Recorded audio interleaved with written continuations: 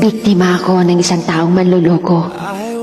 Manlulokong panay-sabing mahal ako. Manlulokong panay-sabing handa siyang manatili sa buhay ko. Nagpaniwala ako at ibinigay ang buong pagmamahal ko. Kaya naman sa puntong ito nalimutan kong mahalin ang sarili ko. Nalimutan kong pahalagahan ito. Ngunit tama na. Bitaw na. Suko na.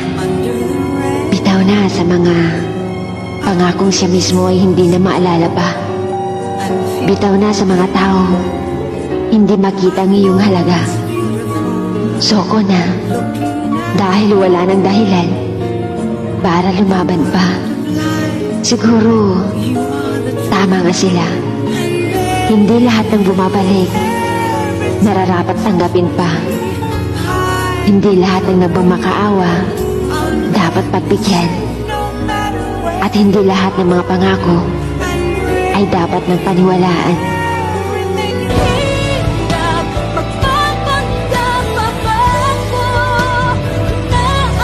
Imagine, paano ko kaya sasabihin kay mama lahat na, Ma, di pa ako okay.